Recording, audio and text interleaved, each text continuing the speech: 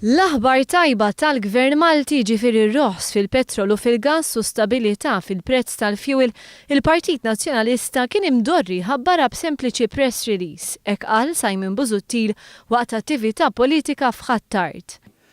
Għaliex din kienet xi ħaġa li kienet issir fi żmien amministrazzjoni nazzjonalista b'sempliċi press release.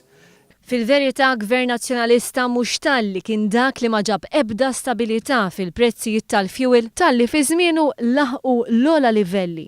Għal darb'oħra Simon Busuttil ma kellu ebda pożizzjoni xieħu dwar il-fatt li r-rata tal-qatt f'pajjiżna hija mal-5% inqas mill-medja Ewropea. Irrefera l-istatistika tal-Eurostat daqs li kieku hija xi ħaġa li ħabbar il-Gvern. U allura dak li ħabbar il-Gvern aħna ser nistudjaw. Preżenti għal-laqgħa tal-Partit Nazzjonalista kien hemm Jean-Claude Juncker, il-kandidat tal-Partit Popolari Ewropew għall-Presidenza tal-Kummissjoni Ewropea. Fost oħrajn Juncker kien imexxi gvern ta' koalizzjoni fil-Lussemburgu li sfaxxa f'Lulju tas-sena li għaddiet wara li faqqa skandlu dwar l-Aġenzija tas-Sigurtà tal-pajjiż.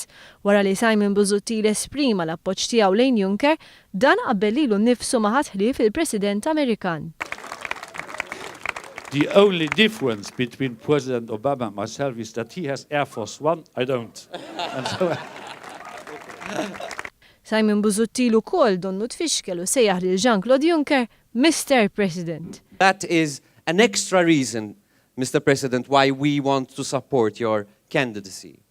Juncker saħaq dwar il-bżonn li jiġu indirizzati temi bħall-immigrazzjoni. Iżda ma setax jikkonferma li jekk ikun il-President tal-Kummissjoni Ewropea se jwettaq dak li wieħed. a stronger solidarity with this country is urgently needed.